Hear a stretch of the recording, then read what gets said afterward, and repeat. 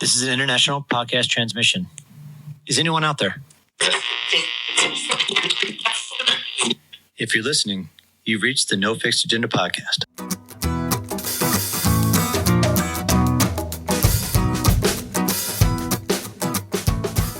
Welcome back to No Fixed Agenda, brought to you by BUBS Natural.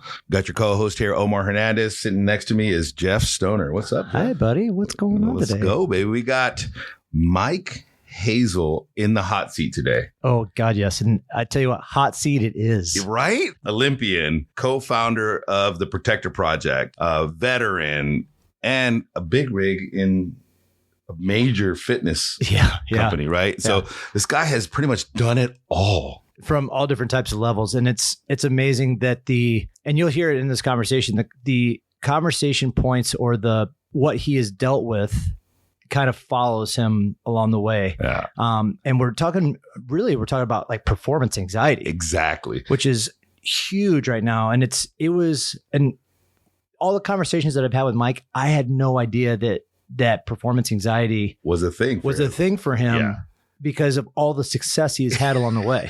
And when I tell you, it was, I legitimately did not know this guy. I looked him up and I was like, we're going to talk about his Olympic career this whole time, or we're going to talk about the Olympic Committee. And no, we barely touched on that. Yeah, like 2 minutes of the conversation. And the rest of it was performance anxiety. And for me, what resonated with me was his pursuit of happiness. Oh my God. And he had all the success, and his pursuit of happiness was the biggest message I think the audience is going to walk away with this on us.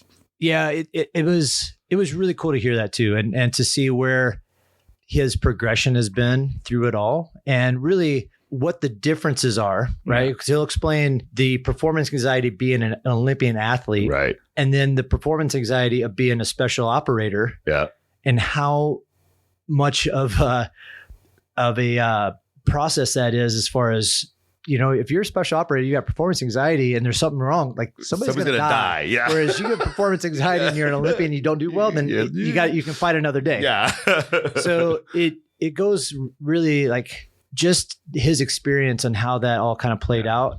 It was really cool to listen to. And I know that it's definitely going to help somebody along the way who's listening in on this, because he brings up a lot of great points along the way. Yeah. And I was really stoked to have him in the hot seat. And like I said, like if you are one of the very few people that listened to the original version of No Fixed Agenda 1.0 back in 2019 with Sean Lake of BUBS Naturals, you can hear Mike's conversation with Sean back in the day there. And he goes a little bit more into the Olympic side of things at that point. But here, I think this conversation gets a little bit more in depth on everything that we really wanted to hear from him. And it was really cool. It is deep. So let's get into it. Mike Hazle. The No Fixed Agenda podcast is brought to you by BUBS Naturals. Their mission is simple: live better, longer. BUBS helps fuel people to reach their maximum human potential through supplements sourced from nature's highest quality ingredients, all by giving 10% of profits back to charity. That's right, people, 10% back to charity. Learn more about their NSF for Sport certified collagen peptides and electrolyte drink mix at bubsnaturals.com.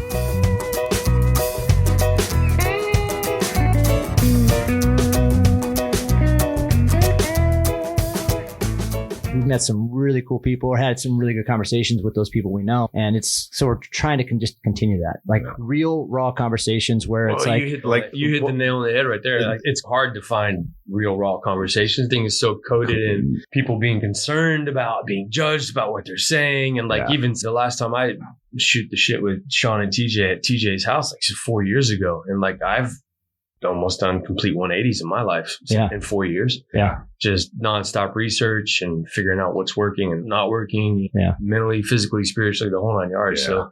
Yeah. So to find someone who's actually going to provide insight as to I mean, and you probably you'll find the more successful people that you'll find come on your podcast are the people who have fucked up royally. I think he hit it right in the head when we were talking about it in the gym, man. It was like during COVID, I was scared shitless. I had nothing to do. I'd never been out of a job. I'm like type A, fucking always working and shit. And I'm like, dude, I don't know if I want to do a podcast. Like, I'm just scared. I have all these learning disabilities. I can't speak right and all this other shit, right? Yeah. And he was like, join the club. Yeah. You'll be fine. You'll be fine. I'm like, yeah, fuck it, let's do it. And so for me, I think he wants to learn, and I do too. But for me, it's like, what can we share with our community, and what can we give back to the community in regards to information and just knowledge, and like letting people know, like it's okay. Like we just talked about to Hector Rodriguez, we were talking about, right, from Trail, and he's like talking about how his community stopped somebody from taking their life. That's huge, man. Yeah. You know, I hope that we can have those kind of conversations where somebody's listening to this and maybe thinking about doing something stupid that will change their life permanently, or the ones around them permanently. Yeah. That's my hope. You said 180 since first of all, we haven't spoken in it's been a while. It's been a while. Yeah. It's been at least since 2019. Wow. Probably. Yeah. It's been a minute. And so we started this, like Mike was one of the people. I was like, first of all, he was on Sean and TJ's original. I was like, it'd be cool to bring you back in. By the way, I listened to that. Oh, all right. That was a long 2-hour conversation. You guys were fucked up. It's heavy on the military side. Yeah. Well, you talked about a lot of things. But I want to congratulate you because you've been married since then. That's probably the smartest thing I've ever done. In Croatia? Did you guys get married? We got married in Croatia. It was unbelievable. The photos they posted, amazing. Awesome. That's one spot that my wife and I have always considered, like, we want to go there, but we know how expensive it is to get over there. And then to see your photos from that, I was like, oh, okay. Yeah. I think I'm fucking sold right now. And I tell you what, we're going back in the first week of April. I got to go over to Europe for work, and then we're going to take a week of leave and head back down and kind of hang out in the areas that honestly we're just trying to figure out that's where we want to live. What made it Croatia? Like, how did you guys get to that decision of Croatia? Leah wanted to do a destination wedding. And her family loves to travel. I hate to travel. Been all over God's green earth as an athlete and in the military. And I'm just want to be a homebody. But I was like, you know what? You guys want to do a destination wedding? That's fine. But we wanted to go somewhere that had characteristics that we both really like. And we both are food and wine and coffee aficionados right now. Like really nerd out on healthy food, healthy wine, good coffee. And I wanted to go somewhere that wasn't hot. And she wanted to go somewhere that wasn't cold. I did a wedding. One of my best buds, he's my team leader in the pipeline all the way through. He got married in Destin, Florida in September of 2022. And it was like 100 degrees, 100% humidity, and people were dropping left and right, full tuxes and everything. I was like, I don't want people to be miserable. Yeah. I actually want to be comfortable. So anyways, make a long story short, we settled on this northern Italian region. And then we started to look because we wanted to be there for a week or so. So we should look at Airbnb and try to rent an entire house. And then we saw the price tag associated, and we were like, okay, so we're not going there. Not happening. Italy's expensive. Northern Italy on the border of the Alps over by the lake regions is super famous and super expensive. And I don't know how the hell we did it, but maybe we clicked as you on an Airbnb and you have your map region area, like you can click the plus or minus in the map. It's bigger. I maybe double clicked the minus twice in a row on accident, and it expanded the map, and it clipped this little region of Croatia that I had never been to. I'd never heard of it, called Istria, which is in the peninsula on the very northwestern side of Croatia, just a hop, skip, and a jump away from Venice and Trieste, Italy. Wow. And saw this incredible villa that was on top of a vineyard that overlooked the Adriatic and was out in the middle of nowhere. And Leah and I looked at it without even looking at the price, just looking at the aerial photo. We were like, that's perfect. I have privacy and security issues from the military. I don't want people around us. Like, you couldn't see a neighbor. We were in an elevated position. So to me, that felt comfortable. She was like, it has a pool. It has a view. Like, this could be perfect. And then we clicked on the price and we're like, that can't be. That's literally 75% cheaper than Italy. Wow. That can't be. So we started doing some research, and we reached out to the people, and lo and behold, it just turned out to be the most amazing place. And we found a local guy there to be our chef. Turns out to be like a really good friend now, because we're almost twins. We're the same age. We have a kid from a prior marriage. He's prior military. He was a special forces diver in Croatia. He's attached to the presidential entourage. So there's 2,000 islands in Croatia, believe it or not. So like anytime the president would travel around, they would dispatch these combat divers to make sure. And he's an executive chef, but he does it for fun. His day job is flipping crypto, which I don't speak that language, but he has this incredible ability to pick and choose when and where he wants to cook and who he wants to cook for. Wow. That's a life right there. He's pretty selective about who he wants to work with. And we reached out to him, and I'm hoping he saw my background and was like, yeah, I would love to hang out with this couple for a week. And he turned out to be an absolute gem. He was basically our tour guide / chef, and he was the highlight of our entire trip. So we got our week there. We got like an entire rundown of the entire culture over there. Everything from the truffles to the olive oil to the wine to the fish, like everything that we had at our wedding, he caught or hunted himself. Wow. It was incredible. Wow. Everything within a 15 or 20 mile radius of the villa. Wow. So yeah, I fell in love with it. And I've worn a American flag on my chest in 2 different capacities for 25 years. I never thought that I'd be the guy that says this isn't a place for me, but there's some fucking beautiful places in this world. Yeah. And they don't have the issues that we have. Yeah. And it's cheap. Yeah. And we could go there once my daughter turns 18 and I would be retired. I would literally never work again. I would just hang out and fish and drink wine and make olive oil and just enjoy my time. And there's something very attractive about that. So I looked into you though. I don't see you as the type to not do something. Oh, I'm ready to not do something. Really? I was like, I'm tired. Yeah. My brain and body are tired. Yeah. I'm ready to raise kids and just slow things down a little bit. It's been a 45-year grind. Yeah. Is that the 180 or 360 that you're talking about? Yeah. So, yeah. And the hustle part of me is over.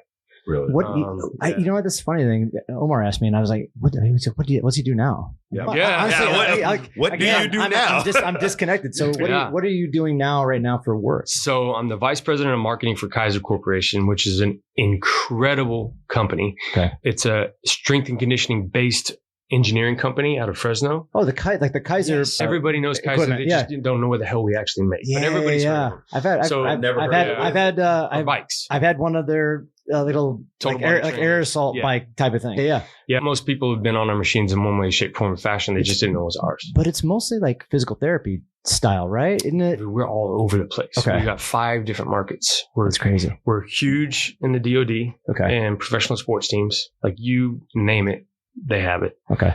Literally across. There's not a single professional Major League Baseball, NHL, NFL, NBA, all the English Premier Leagues, rugby teams, everybody who knows sports performance has our machines because we're the only engineered machines where you can safely and effectively train for speed and power without doing Olympic lifting because of inertia and Newton's first 3 laws. Yeah. So when you're dealing with compressed air, you can move it at the speed that your body can possibly move.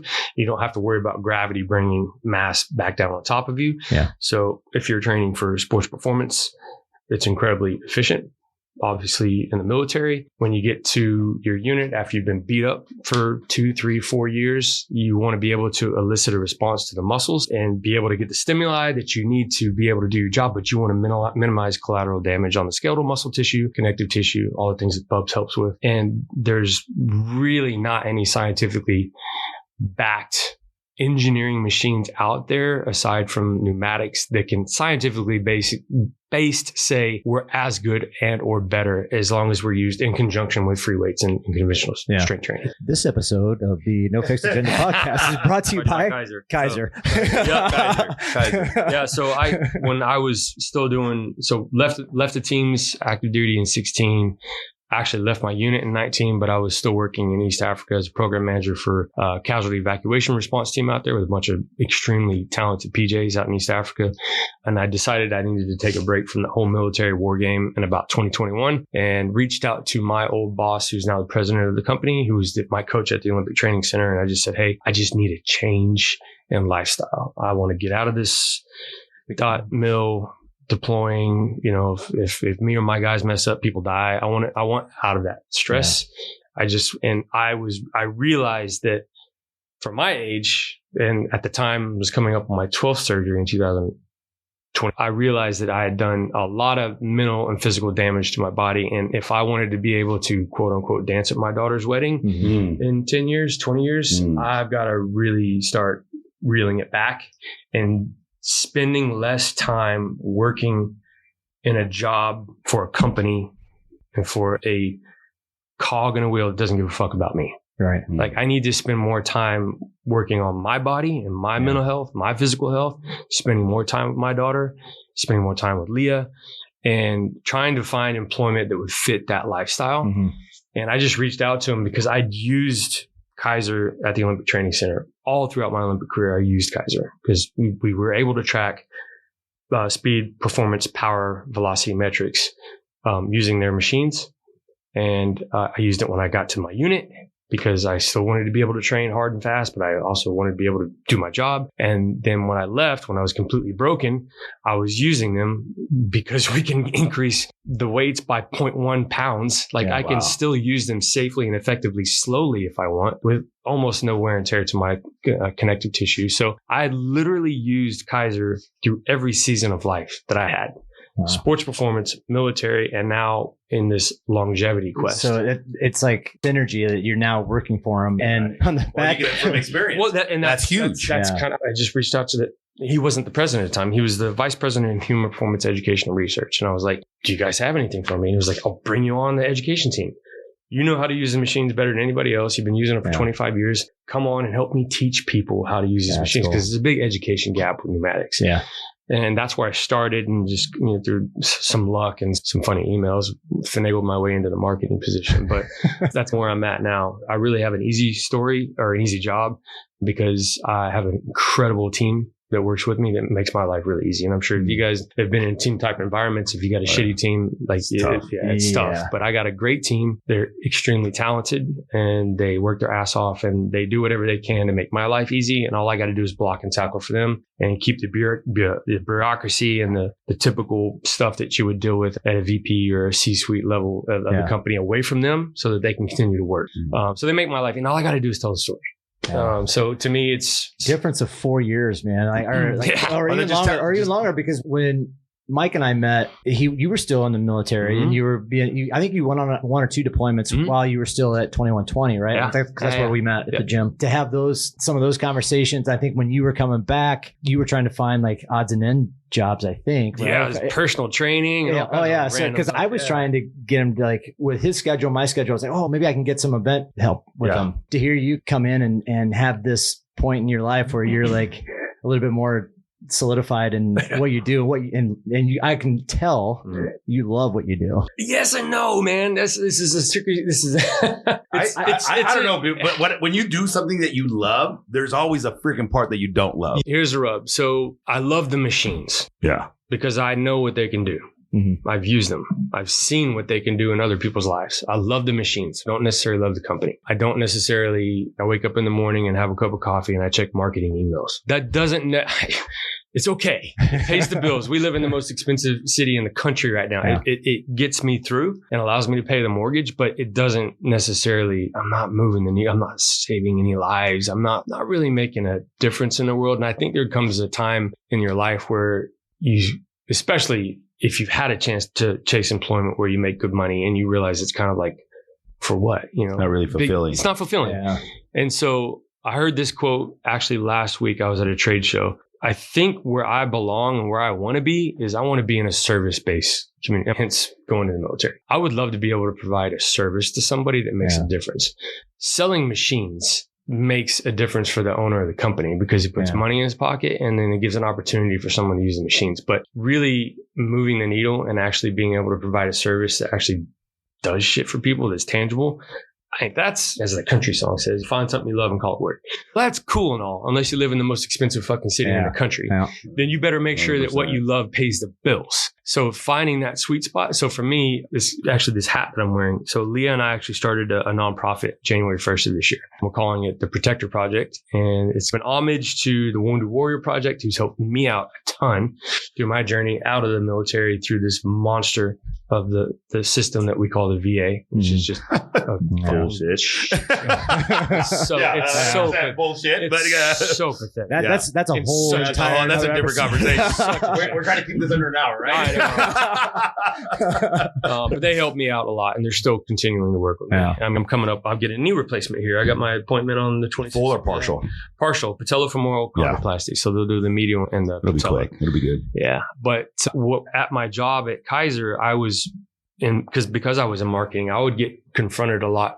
Not confronted. I would get propositioned a lot from people from other nonprofits or other people coming from the law enforcement first responder community, coming to Kaiser saying, all of our science and research says that you're the best machines on the planet if you're trying to recover and rehabilitate from traumatic injuries.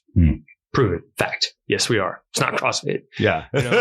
Ice baths and everything are great, but to actually be able to put a load on the muscles and preserve your connective tissue and skeletal muscle connective tissues like that, it's proven that we're the best. And everybody knows that. The problem is there's a price point with that, and our machines are stupid expensive. Yeah. And almost every single time they would come to me and they would say, is there anything you can do to help?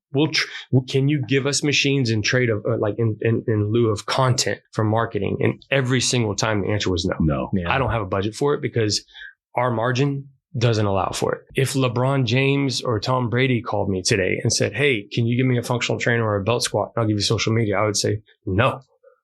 Twofold. Why? Because you can afford to buy it. And that's just not who we are as a company. Yeah. And I don't have the margin. So I became the no man for almost a year. That must be hard for somebody that has a heart that wants to service. Yeah. Yes, it sucked because what I found when I first got to the company, I told the CEO of the company, I was like, your machines we are as a company, unapologetically elite. If you can't afford our machines, that's not our problem. And I would relate them to like someone walked into a Ferrari or Lamborghini dealership. Mm-hmm. That's 2 zeros more than I get. Like I only have, no offense to people driving a Toyota Prius, but like I'm on a Prius budget shopping for a Lamborghini. But think about it, like Lamborghini and Ferrari. They go, oh, you poor baby. You don't have the budget for us. Let us just knock a few zeros off. Let us compromise on all of our engineering and everything, like all the custom stitching that makes us who we are so we can accommodate your price point. They don't do that. Not going to happen. Yeah, not going to happen. Not going to happen. And I came into marketing is the exact same way. I was just like, I don't really care if you can't afford it because you don't deserve this because our machines are absolutely bomb-proof. Yeah. They're the best in the world. No one else can do what we can do. No one's copied us. So for me, from a marketing perspective, we were unapologetically elite. And then all of a sudden, I started to get tapped on the shoulder a lot by people who had used this in the past, whether they were at their professional sports teams or at their units, mainly at their units or at the fire departments or at the police departments. And they wanted access to those machines in their homes or in their nonprofits. Yeah. Because your machines are expensive. Yeah. So can you help? Going back to the CEO, and I said, we have a problem. And I call it the Kaiser conundrum. Is yes, we're unapologetically elite. This is like no individual, me or you, should pay $12,000 for a leg press in their garage. That's stupid. Yeah. That's a lot of money. You know, if you own 600 gyms and you're 24-hour fitness or LA Fitness or something, you're playing with house money. Yeah. Or if you're a DOD unit and you're playing with tax debt, that's something else. But for an individual, that's not something that you should take on. And so I said, my Kaiser conundrum is we have people coming from my community, from the law enforcement, first responder, Department of Defense community, who know our technology and our engineering. They've used our technology and engineering. Now that they're broken, they want more access, but they can't afford it. Yeah. That's a problem. And I take it personally. And if Kaiser can't help because we don't have the margins and we don't have, that specific part of our marketing budget set aside for something like that, then fuck it. I'm going to do it myself. And Leah and I are going to run this thing. Yeah. So that's why we started the Protector Project. And we're just now trying to get up and running. But the mission statement is, which feels really good, I would love to make it my full-time job, is rebuilding the physical condition of the men and women who spent their entire professional careers protecting our country and our communities so that we can live a better way of life. That's powerful. And they deserve to be taken care of. And the argument that people come up to me and they say, there's 44,000, maybe 45 by now, 44,000 nonprofits supporting veterans. In my research over the last 2 years, there seems to be a gap on people wanting to help veterans, law enforcement, first responder community in general, right when they leave their individual teams or their communities, people will pick them up and say, oh, hey, okay, let's put you through a holistic training program. Put you on a 6-week training program. We'll even take you places and we'll teach you nutrition. We'll teach you the best way to train. We'll teach you the best way to rehabilitate from your injuries, which is great. You need that. You get a knowledge base, you get an upgrade, but then they send them home and there's no follow through. Yeah. And then especially people, and these are the people that I try to target in the Protector Project, especially people that are really physically messed up. You're missing a limb, you're an amputee, possibly a paraplegic. Like, good luck getting those guys into a gym. They're not going to want to leave their house anyways. Most of them, there's mental trauma involved. Yeah. So to be able to provide something that is scientifically proven to work and provide it in their home, to take the excuses out of it, like literally have access at your home. You get up, have a cup of coffee in the morning, you can go get on the machines. And what we know now through sports science and all this research out there is motion is medicine. Yep. And I even went through this. Right when I left the unit in 2019, I had this whole long list of things I swore I'd never do again. I swore I'd never run again. I've been forced to run to do my job. Yeah. I swore I would never ruck again. I've been forced to run, swim, ruck, jump, shoot, die. All of these things I was forced to do and had to maintain standards to do my job. And I swore I'd never do them again just because I don't want to. I've been forced to do it. It's like you've been forced to eat broccoli your whole fucking life. Yeah. The second you don't have to eat it, you're not going to eat it. Right. And I think that happens a lot of when guys leave their communities and they're broken, they have this mental shift. And it's like, oh, I don't have to. You look at it, you see these professional sports announcers. Like, you look at a guy who's been retired from the NFL for less than a calendar year, and look how much weight they gain. Oh, yeah. They just don't want to do it anymore. Yeah. So to take that distraction away and say, you know what, you've earned it. Mm-hmm. Whether the VA is paying you or not, or you're getting on disability or not, you've earned the right to be able to train on scientifically proven machines in the comfort of your own home with an education team that's surrounded by professionals that are invested in looking after your holistic health. Yeah. Not just trying to get you jacked and tan. We're trying to benefit your entire encompassing mental, spiritual, physical health. And it starts with moving your body. And that's the mission statement on where we're at. So when you ask me, it's like, if I love my job at Kaiser, it's a means to an end. Yeah. It pays some of the bills, but it allows me to have access to machines that are honestly life-changing for me. I left my 6-figure career to do fitness because that's what I love to do. And I wanted to help people. My vision was to be able to take an elite athlete and work outside by someone's coming off the couch. Yeah. There's this, I think in the fitness industry, there's this, if you walk into a gym, if you walk into a bodybuilding gym, or if you walk into a CrossFit gym, CrossFit made it a little bit better, I think, in my opinion. Their communities are pretty tight. But for the most part, when you walked into a gym, you have this group of elite athletes, and then you have the people that are totally intimidated, that have never walked into a gym, and they're like, fitness is not for me because I don't look like that. It's comparison contrast. Yeah, 100%. Yeah. And so I was like, I want to create an environment where none of that exists. That's huge. And in our 1 year of being in business, I think we've created that, right? We have pro athletes that are competing as pro athletes in High Rocks event, which is a hybrid, with people that are doing their very first High Rocks. Yeah. And so I love that aspect of it. So when you're talking about there's a need, there's a gap, I truly think if your heart is to be of service, I think God, the universe, whatever you believe in, right, will create that environment that you will be able to pay your bills and be of service, because there's a gap. My wife did not believe in my dream. And I say this, right? And it was scary because I love my wife to death and she loves me to death. Her mindset was, her first need was security, stability, right? And so my first need was service. Yep. I didn't give a shit what it took. Yeah. Absolutely. Did not care what it was going to take. Our retirement freaking accounts were dwindled down to nothing. And I'm like, I don't know. But when I laid down my head when I put my head on the pillow, dude, I was like a voice telling me, you have to fucking do this, dude. You have to fucking do this. And I sat at the beach for a whole fucking day crying. And I'm like, okay, do I really got to fucking do this? I really got to fucking do this. I really got to fucking do this. I really got to do this. And here I am 8 years later. And I'm doing it. Yeah. Am I paying my bills? Yes. We're surviving, right? Are we flourishing? By no means. Yeah. But I can honestly say every other month, Omar, without you, I would have not continued to do fitness. Without you opening doors. It's like, I'm like, no, it wasn't me. It was the heart. It was the community. It's what we created as a group. And the idea was me. Absolutely.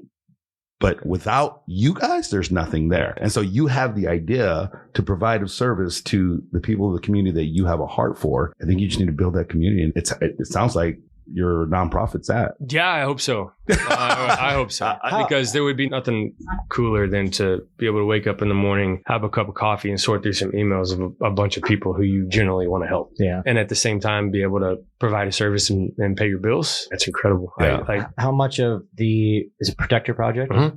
How much of that is like a hands-on with the individual versus just the support aspect of it? Away from it. Do you guys see a lot of these individuals that are needing the help and everything else? What's that? Yeah, we're brand new. We're barely 3 months in. We just got our articles of incorporation. I've got my first project teed up for PJ out in Port St. Lucie, Florida. He lost the entire use of his right leg below the knee in a jump accident when he got back from Afghanistan. He was jumping with a bundle and had a bad accident. He's got a prosthetic and everything. Like an amputee. Yeah. And so he's a guy who is still actively involved in the military. Like, he refused his medical retirement. Like, the pararescue community basically said, hey, we can't use you anymore. And he was just like, the hell you can. Like, wow. I will be an instructor until, and he still wanted to give back. And most people would have just taken the paycheck and left. And he stayed in. And I vetted this guy. I reached out to all the PJs who I worked with in Africa. And I was like, do you know this guy? And every single one of them said, yep, squared away, dude. Put me through NDOC. He is what the poster says. He's the most talented physically and mentally special operator that the Department of Defense has, and he deserves to be taken care of. And he got picked up by an organization called Building Homes for Heroes. So they built this guy a brand new home out in Port St. Lucie, Florida. They reached out to me and they said, hey, we're aware that Kaiser is the best in the business when it comes to, rehabilitating people like this. And is there anything you can do to help us out? And I said, no, company can't, but I can. Give me some time. Yeah. And we're still working on that because I still haven't raised enough money to get him the machines. But yeah, so that's an example of where he comes from an educated background. He understands physical fitness. He just needs access to it. Yeah. So we wouldn't have to have a heavy education footprint with him. And I've got an entire team of educators who would reach out pro bono and say, dude, get me there and give me 3-4 hours with this guy, and I'll show him everything he needs to know about pneumatics and how he needs to utilize these machines to make his body look and feel better. Yeah. So, you're 3 months into it. What's the idea behind funding? Like, how are you pursuing funding, right? I got to build a website first, man. We're just, and part of it's just because there's just, not enough time in the day. So it was an idea. We paid the man. We paid the fees to file with the state of California and the IRS. And I need to find some funding to build a website and put some points on the board. So right now I would love to just be able to put Kaiser on the back burner and just do this full time, but I got a day job. Not only do I got a day job, I got to take care of my body and I got to take care of my wife and I need to take care of my kid. And so when you factor in a full-time job and then a dad and a husband, and there's not a whole lot of free time. And dude, I'm as dialed in as far as schedules go as anybody on the planet. Right. My wife and I are up at 4:00. She goes and knocks out 2 F-45s before her first clients at 7. I'm crushing emails and like Kaiser's a global company. Like, we're doing international emails and I'm taking phone calls from South Africa and the UK all before my kid gets up. And then when my kid gets up, work's done. And it's time to get my kid ready for school. And I'm hanging out with her. We're making breakfast. We're making food. And then I've got an hour commute to get my kid to school. And then I come back and then it's my time. I've got to take care of me. So then it's whatever rehab protocol I've got on the day, whether it's contrast therapy or if I got to get a sauna, or if I got to get water, or if I'm going to do some type of cardiovascular training. And then I got to eat. And then it's back to work. And then I crush another 2 or 3 hours and then it's back to the truck, go get the kid, come back. And then it's family time. So there's not, you're not prioritizing your day. Oh yeah, fuck off. Yeah. Spend a day in my life with the amount of time that's dedicated. I mean, I could show you an Excel spreadsheet on my phone. It's in blocks of 15 minutes. So when we're trying to get on for this one, it was finding a Friday. I know. Yeah. Well, and first of all, thank you for making time. Like, so when you told me, like, when you immediately said, I can come in Friday at this time, I was like, Omar, you're going to have to change because I had a coaching call. I have a networking call. I canceled them all because he was like, I appreciate the only time. This was the only time. This is like a small window that we have. I called my coach and I was like, hey man, I got this one window and I have to fucking do it. My bad. Sorry for the short notice, but it's not going to happen. I greatly appreciate it. I want to circle back around with the rehab stuff that you're doing, because we breezed over a little bit, and this is part of the reason I'm bringing you in here, because I want to hear more of this conversation. You and I have had this conversation before, and Omar's excited to hear about it. But you were in the Olympics for a while, over a decade, and it, as you had stated already, it crushed your body for years on end, going through that stuff, plus military on top of it. So I want to,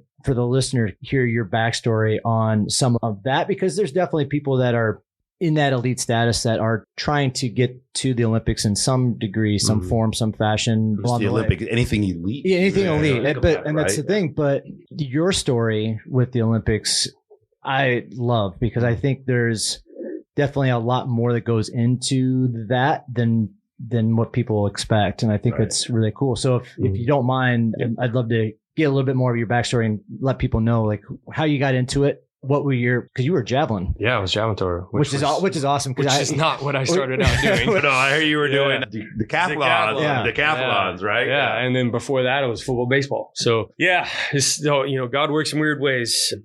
Yeah, I went to college on a football and baseball scholarship, which was just pure arrogance and egotistical behavior on my. I had no business playing football. There was no career in it for me, but I loved baseball, and I took it really personally that I did not get drafted out of high school. And part of it was because they knew I wanted to play football in college, and that was just a stupid decision on my behalf. And I talked to a lot of scouts, and they were like, "You probably shouldn't do that. You probably shouldn't even tell people that you're going to try to do that." So explain that process a little bit. Like you're wanting to get drafted out of high school. What is that draft process? So you're two times where you're draft eligible. One is your senior year of high school when you're 18, and the second is when you're 21, which is typically your junior year of college. Okay. So your true draft windows, and then obviously you have your open, what do they call that now? Free agent signings, where you get picked up at a scouting combine. Is baseball the same? Then baseball is not really the same as like they do for basketball, right? Because once you can only become eligible for draft one point in time if you go through the whole entire process. So if you can have that opportunity to be drafted out of high school, and then if you don't, your next window is your junior year of college. And then after that, it's after that, you're pretty much solely reliant on getting picked up at like some open tryout or something like that. Okay. Or as a free agent. Yeah. I've always been curious about how that. But I can imagine if you're trying to do baseball and football at the same time, I can imagine that's why you didn't get drafted, right? Yeah. And people told me that. And which you were like, no, fuck that. I'm going to do it anyways. Yeah. I was just too arrogant. I grew up idolizing Bo Jackson and D.L. Sanders. I had their posters on my wall, these two sport athletes, and Texas football and baseball is king. Picked a university that would allow me to do both. And my junior year, I tore my ACL playing football. It's a matter of time, I guess. Immediately quit football because it was my junior year. I was supposed to be draft eligible. So immediately quit football and tried to rehab to make it back in time for baseball season. At the same time, our coach, who I had played with for 3 years prior, 2.5 really going into that year, took a job out here in San Diego with San Diego Padres. So we brought in a brand new coach from East Texas. He came in from a junior college that had made it pretty far into the Junior College World Series ranks. And they brought him in, and he brought an army of players with him. And everybody, it was very fair. Everybody had to fight for their jobs, as you should. Yeah. It was a 1A baseball program. So we're playing against Texas A&M, Baylor, Rice, all the big players. And there was no favors. It was like, hey, I've got a lot of really talented kids here. I've only got, I guess there was 32 spots, back then. I got 32 spots. Like, you guys sort it out. And I was a one-dimensional outfielder. I could run straight and I could hit. And I could run straight okay for 6 months out of ACL rehab back in 99. And I could hit. But forget about running the bases. Forget anything that had like me slowing down. Forget about it. Chasing fly balls. Forget about it. And there was 5 other completely healthy right-handed outfielders, all draft eligible, and they just didn't have room for me. So I went from football to baseball to nothing over the course of 1 calendar year. Wow. And that was absolutely devastating to me, like ego-wise, mentally. Like, I had no idea what I was doing. And I just so happened to be at the same university that track coach at the university was my high school track coach. He had made the move at the same time that I went to Texas State, that he went to Texas State. He went to be the track coach. So we had known each other. Like, we're friends. Yeah. And we passed each other on campus one day in this weird serendipitous transaction. Hey, hadn't seen you in forever. How you doing? I read in the paper that you tore your ACL. What's that mean for football? I was like, I'm not playing anymore. I quit football to try to make it back in time for baseball season. And he was like, well, it's baseball season now. Right. How's that going? not playing baseball either. He was like, well, what are you doing? And I was like, I'm just bartending downtown Austin. I was pretty sure I was hungover while I was having that conversation with him. And he was like, you could see it. He just was like, hey, come by my office tomorrow. I'm going to buy you lunch. And I mean, I've had to tell the story a million times now because it's part of my story. But I thought that I was in for some type of intervention where he was going to call my parents and rat me out that I was bartending and stuff like that. And I sat down in his office and he was, man, I've watched you since you were in junior high. You're too good of an athlete to be doing what you're doing right now. And he was like, I could use some help on the track team. And I was like, this must be a joke. Like I can't even make the baseball team and you want me to literally run track. Like, how does that work? And he had a really good sales pitch. He said, hear me out. Yeah. I got a little scholarship money left over, which is huge because I didn't have one. I lost mine. Wow. He said, I got a little scholarship money left over. And he said, there's this thing. It's called the decathlon. It's 10 events over 2 days. And I was like, He's like, hear me out. 10 events, 2 days. He was like, if you just finish all 10 events, you got a chance at scoring at the conference championship meet. And that's all I want from you. Every year, some random kid, whether he's a walk-on high jumper, a 400-meter hurler, a 110 hurler, whatever it may be, every year, some kid scores a point who is not forecasted to score a point. And almost historically, that'll tip the scales to see who wins the conference championship meet. He's saying every year, there's about 20 guys show up. There's 8 places get a point. First place is worth 10 points. 8th place is worth 1 point. 10, 8, 6, 5, 4, 3, 2, 1. Every year, about 20 guys show up to start the decathlon. About 10 or 9 finish because somewhere throughout the 10 events in 2 days, you get 3 fouls and a long jump. Well, there's not a chance that I'm going to score in this event. So sometimes they just drop out completely and wait for their individual events to start. So he's saying if you just score in each 10 events and just finish, you have a chance at scoring in the conference championship meet. And that's all I thought. Scholarship money and track chicks. Yeah. Okay. Not a bad gig. Okay. And it was a horrible experience. Trying to do the decathlon a year and a half out from a busted ACL, a year out from a busted ACL in 1999 was excruciating. I had tendonitis because they did a patellar tendon graft, which they don't do anymore. But trying to watch me run hurdles and the long jump and the 400 and then God forbid the 1500, like it was comical and extremely humbling, embarrassing. But the javelin throw was event 9 out of 10. And that I could do. I've been clocked at 98 from the outfield throwing a baseball. I could throw a football over 65, 70 yards. Like I could throw shit. So put a spear in my hand and it was like payback. Oh, you want to laugh at me for the last 8 events? All right. Now what? Now what? And that was my saving grace. But to make a long story short, ended up going to the conference championship meet as forecasted, got 8th place. Almost everybody dropped out. I got 1 point. Hoorah, celebrate. Went out with the decathletes, had some beers, got a bang on the hotel door the next morning. The coach wants me to, I thought I was in trouble. Oh shit, he knew I went out. I blew it. I lose my scholarship because I went out. I'm looking through the peephole and it's Coach Hood banging on the door. Shit. And he's, hey man, I know you're tired. I know you beat up, but the open javelin throws today at 3:00. I entered you. I hope you can make that work for us. And I was like, whatever. Hey, I'm not in trouble. Got it. Sure. 3:00. I'll be there. You were hungover? Yeah. Oh shit. Oh god. Yeah. Dehydrated. Hungover. There's no sports science back in 90. This is 2000. There's no any of that. Just drink some pickle juice and some Gatorade and get after it. Yeah.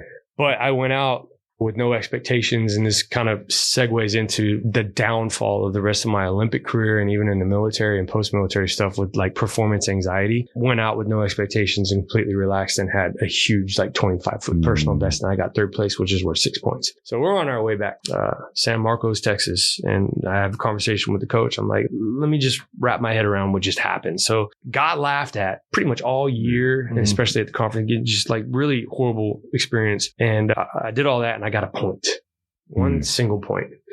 I went out completely hungover and took 6 throws in the javelin and got 6 points.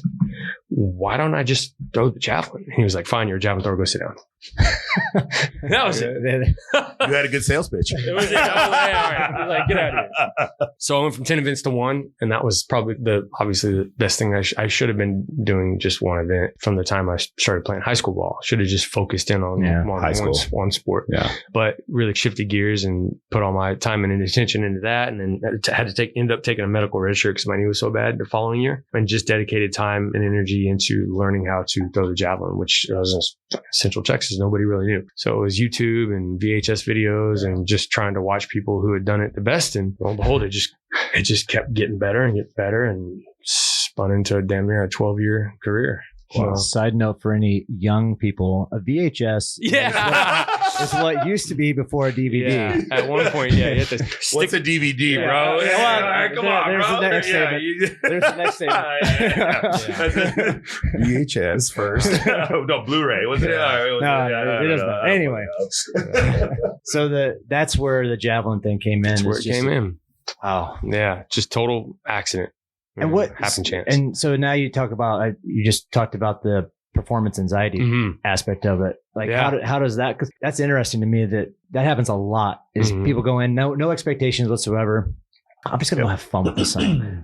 I'm not supposed to place. I'm not supposed to I can totally relate to that. Go out and just crush it. And then all of a sudden now it's like, shit, this is what I'm supposed to be doing. Yeah, I didn't figure this out until my career was over, which is a shame. But I had to look back in retrospect and be like, even my lifetime best performance, where I have the farthest throw I've ever had in my life, and some of the farthest throws I've ever had in my life were in environments where I was relaxed and there was no stress. Yeah. The biggest competitions, Olympic Games, 2 World Championships, I've got 3 World Championships, a World Cup.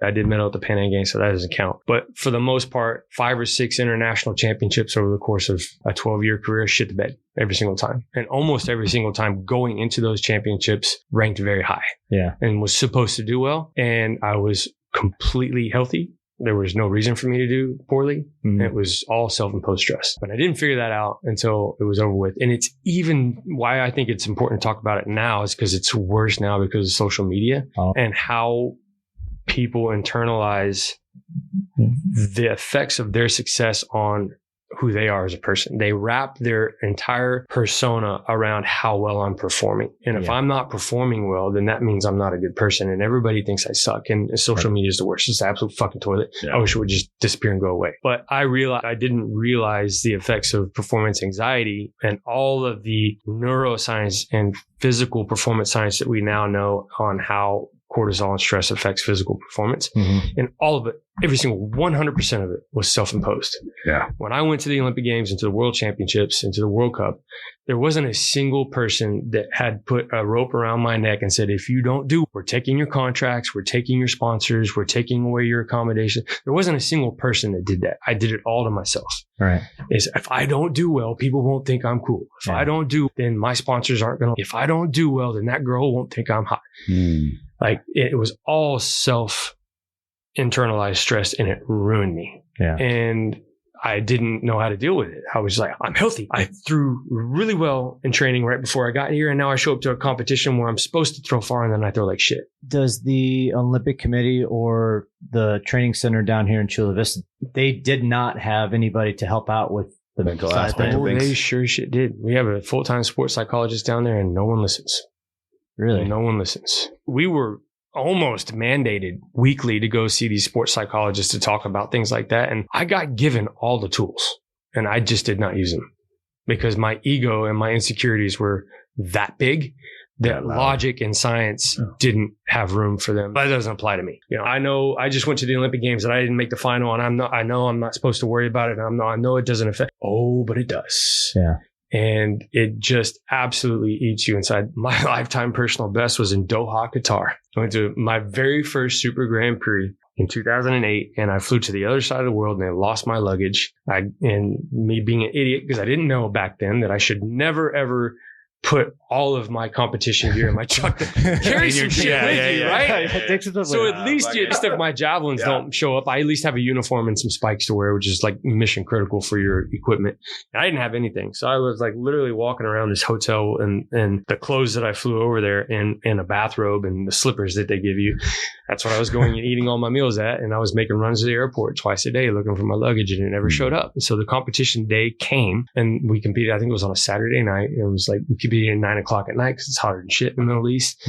And all the athletics competitions are at night. And, you know, at lunch, I was drinking beer. Just thinking, Chilling. I would never. chilling. Yeah, I It's would not gonna never. Yeah. I would never do that on a normal competition. Like I had my caffeine measured by the milligram to the minute before a competition. It was that anal about like preparation. Right. And I was drinking beer at lunch because I didn't have a uniform and I didn't have javelins. I didn't have You spikes. didn't think you were going to do well. I wasn't going to compete. Yeah. I was like, I just got a free trip to the other side of the freaking world for nothing. And then I'm having this conversation with guys at the lunch table, and we formulated this half-assed funny plan. So there was a US-based coach who had been hired by the Qatari team to coach their long jumpers. And he was like, it'd be funny. I have a Qatar national uniform in my room. You should wear that. And I was like, yeah, US athlete wearing a Qatar national uniform. And then the reigning Olympic champion, who ends up being one of my best friends, he's an Adidas athlete. I was a Nike athlete. And he was like, what should I shoe you wear? And I was like, a 10. And he was like, I got some 10 Adidas in the room. You should wear those. And I was like, yeah, wear a Qatar national uniform with Adidas spikes. Yeah. That's going to go over really well. Yeah. And then a couple people they were like, dude, you should do it. Like, you should do it. And I was like, I should do it. Like, I should, I came this far. So, hey, it sounds like stupid shit of the week. Yeah. Dude, well, like, 100%. I'm healthy. I'm here. Yeah, why not? Why not? Yeah. If I throw like shit, nobody expects me to throw far. And there was zero stress. Zero expectation. I even did like half of my normal warm up. I was just like, just ticking around. And I was as cool, calm, and collected as most of the Olympic medalists because they don't really give a shit. They're that good. Yeah. And if they have a bad day, nobody cares because they're an Olympic medalist. I was shooting shit and jiving just like I was a world record holder and Olympic medalist. And I had the best throw of my life to this day, farthest throw ever. What was it? 82.21. Wow. So like just short of 275 feet. And it was mind blowing because after the competition was over, everybody was like, dude, what was that? And I was like, No idea. I have no idea. Yeah. But that was fun. And then, you know, fly back to the US, hop on a plane and go down to Brazil for another Super Grand Prix. And this time I got all my shit with me and I'm supposed to do well. And I prep and I train and I measure my caffeine and I measure it to the minute. And I'm just had my lifetime's best throw. And like, I'm ranked 7th in the world. And I'm like, everybody expects me to do well. I better do well. I've got an appearance fee. I got to do shit the bit. What'd you throw? I swore it was like 77 meters. Wow. I mean, it's good enough to get like 3rd place down there, but I mean, You're supposed to be first. yeah. It's self-imposed stress. Yeah.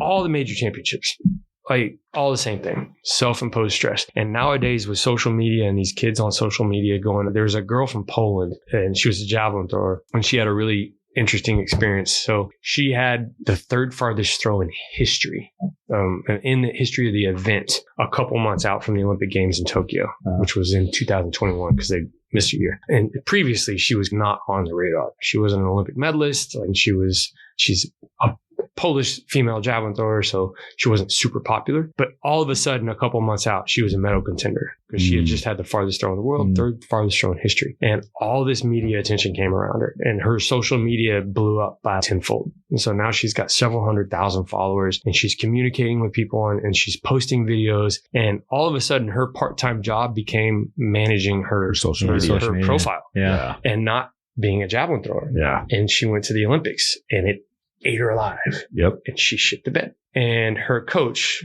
brilliantly told her, next year, 6 weeks out from major championships, I'm taking your phone.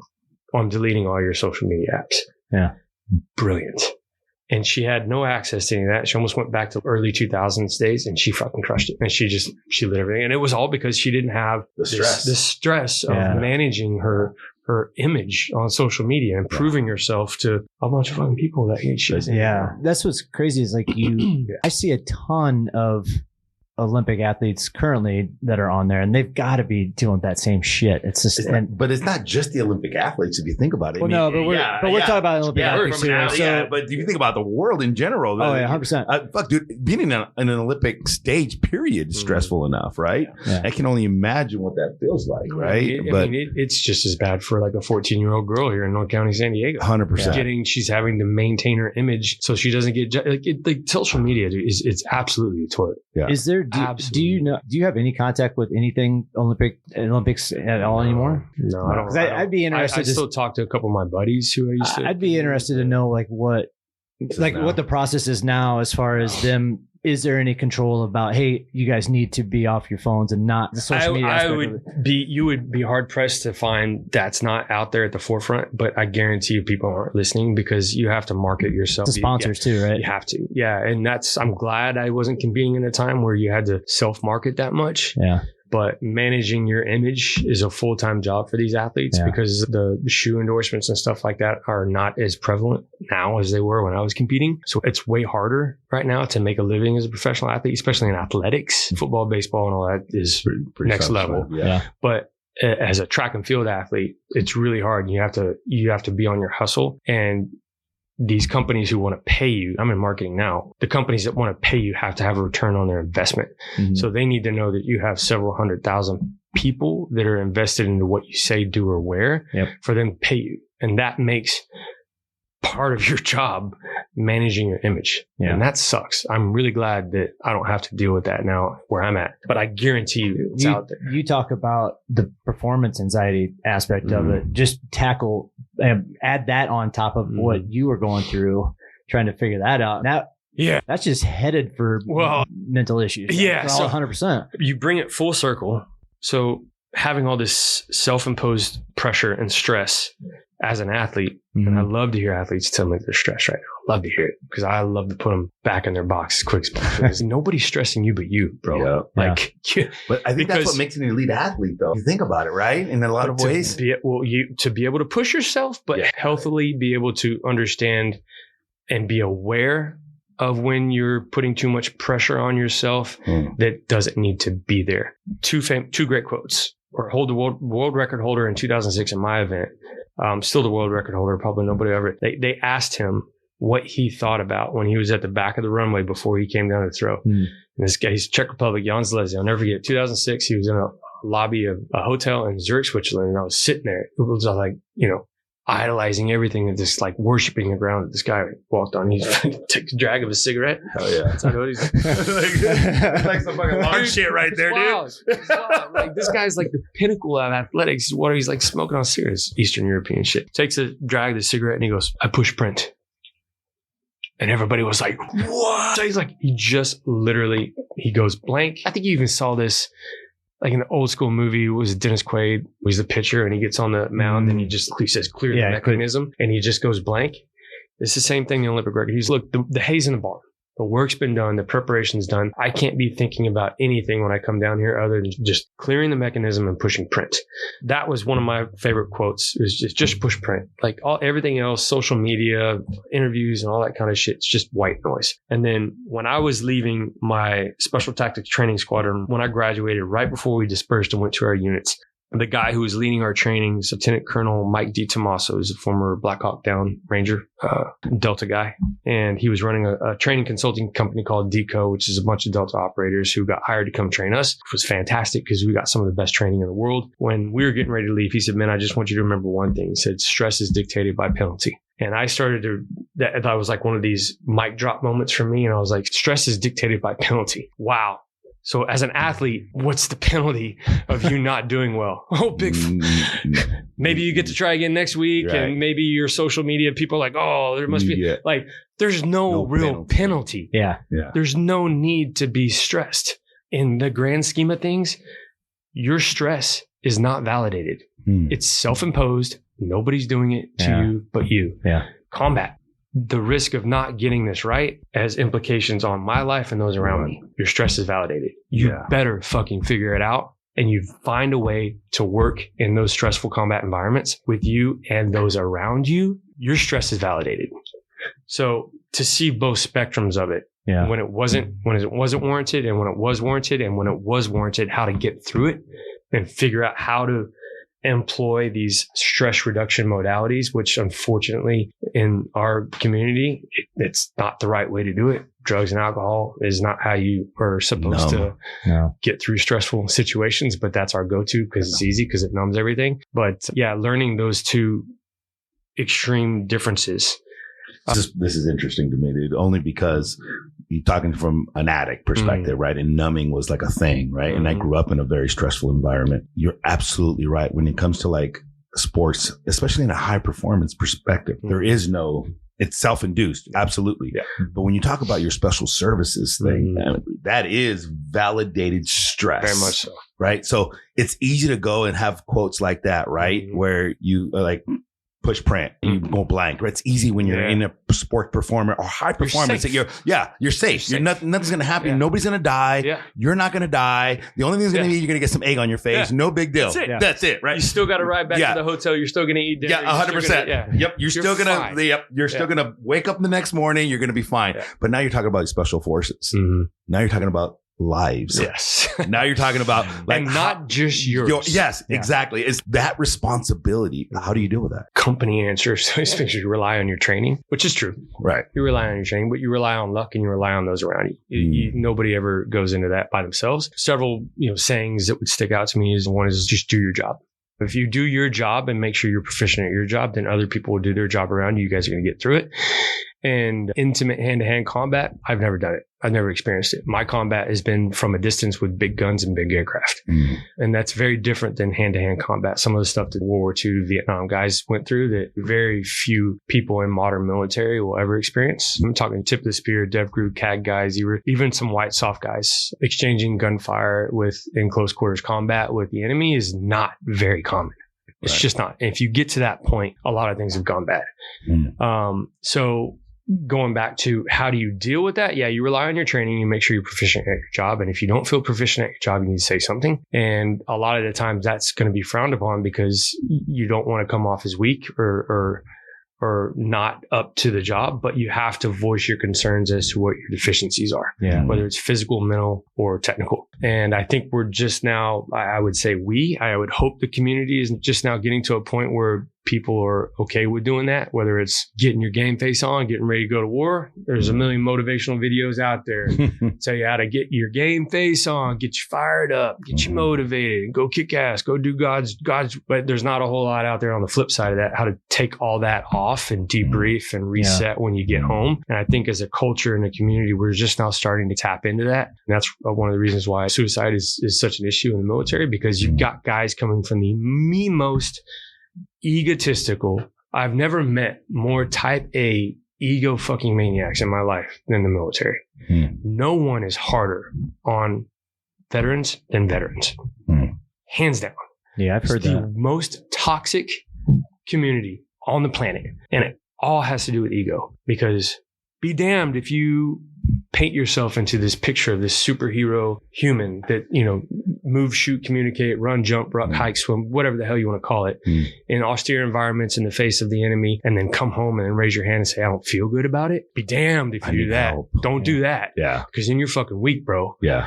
So guys would literally internalize the fear of saying that.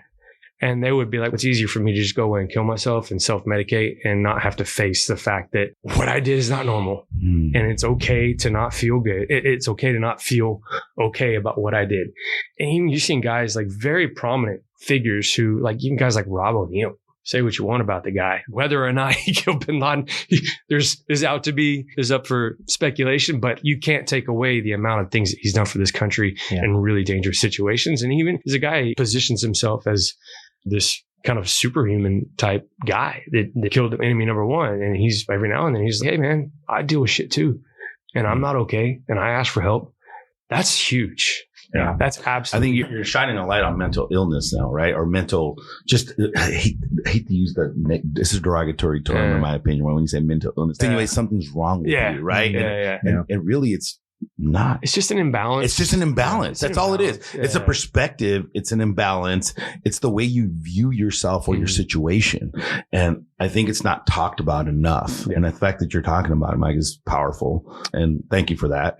Because it's huge. I mean, you're talking to somebody who I grew up in a terrible environment, and I struggled with mental illness, and I never experienced wartime, but I've been shot at. And so You've probably been shot at more than most people in the military. So not to make light of it, but like my team leader was from Fresno, Kaiser headquarters in Fresno. Yeah. And I remember when I checked in my unit, he told me that he had been shot at more in Fresno than in Afghanistan. Yeah. So I feel you. I don't doubt Southeast San Diego, Logan Heights, bro. Like this is at the peak of the cartel wars, bro. You're like, you're getting you've seen more shit than 90% of the US military, I promise. But not to say that's what caused my imbalances, right? Or issue. And I, like you, in the hood, you never ask for help. Never. And you could sit there and go, well, my heart's broken over a girl, or my parents didn't love me, or whatever the case may be. I had no parents, right? And they're like, fuck, this life's not worth living. And you like literally want to take your life. It's not.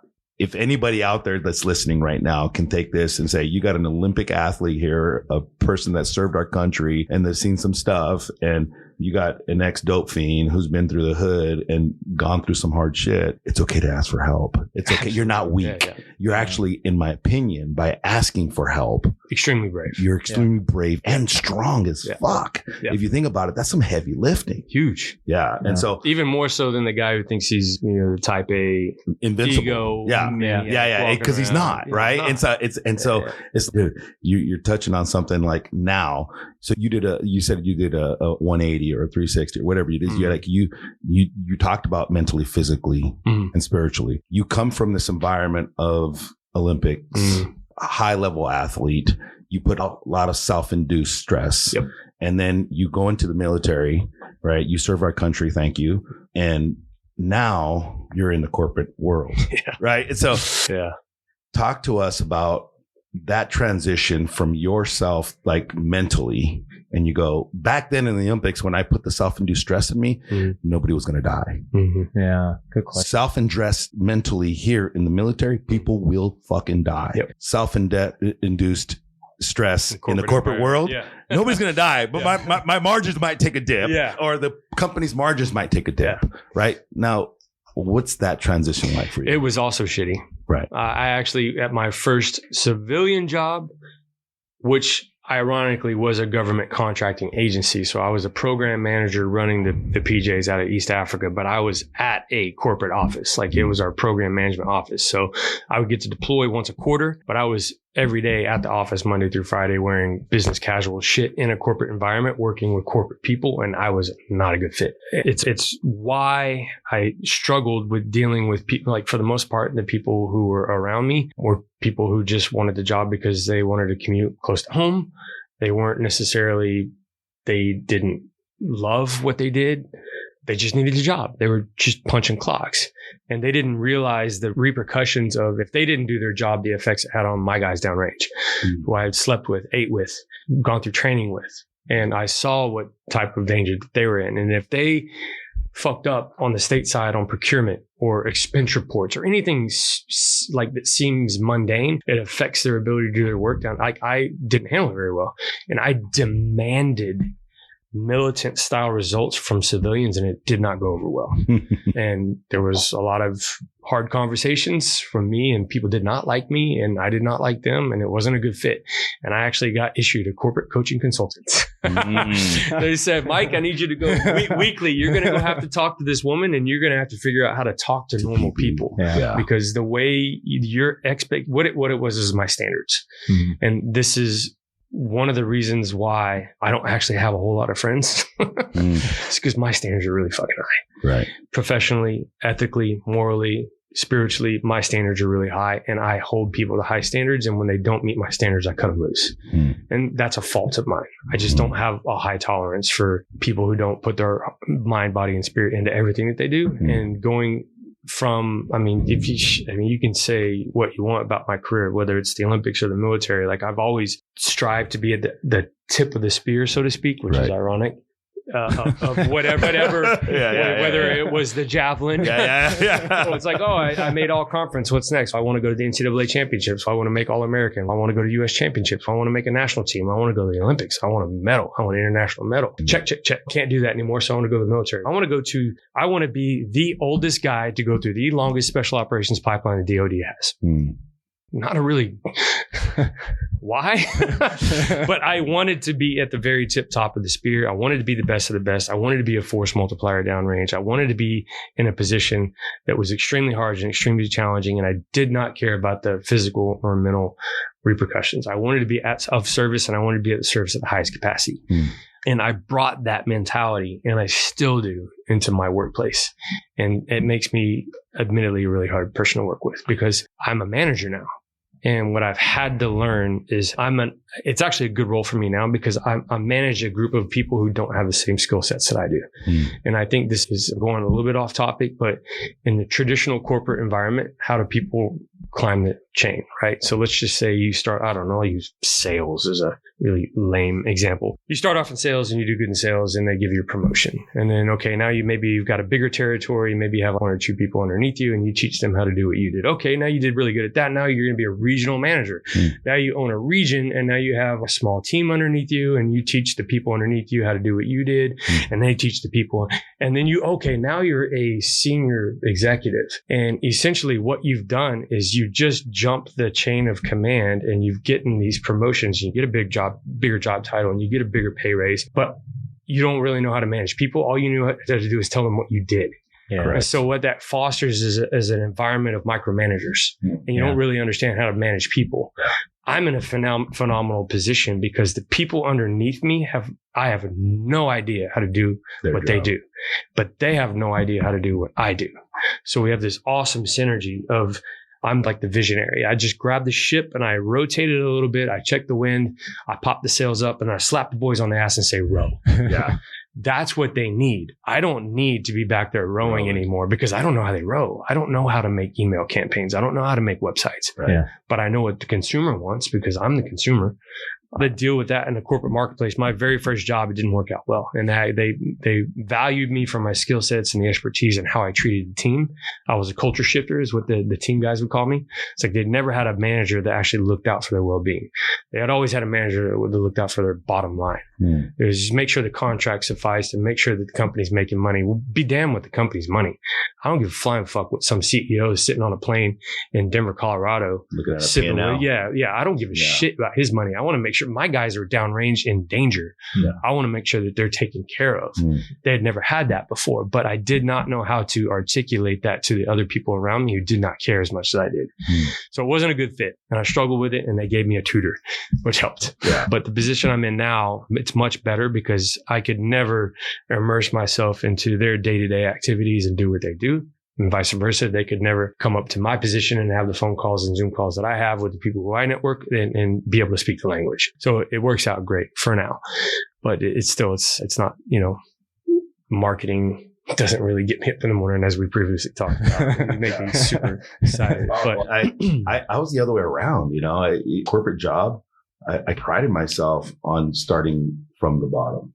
It was like, I would get hired on and it'd be like, my last couple of jobs was like, I was running a large distribution center up in Compton for an off-road company. And the previous manager or the previous distribution director was like, hey, I'm up in Mahogany Row with CEOs and all this other shit, right? And I looked at the guy that recruited me. He'd been trying to get me go there for a long time. And I'm like, dude, I don't want to fucking move to LA, dude. That's not gonna happen. Like, dude, no way. And my wife's, no, we're not going to LA. I go, how far? This is why I ended up in Oceanside. And like, how far north would you be willing to go? I was talking to my wife and she's, what's the furthest county in San Diego? I said, fucking Googled it. Oceanside. Fucking let's go, right? And so I ended up there, right? But anyways, long story short, I ended up at this distribution center, which is like 400,000 square feet, 175 employees. It's like fucking huge. We're doing millions and millions on the inbound, millions on the outbound. And I'm like, fuck.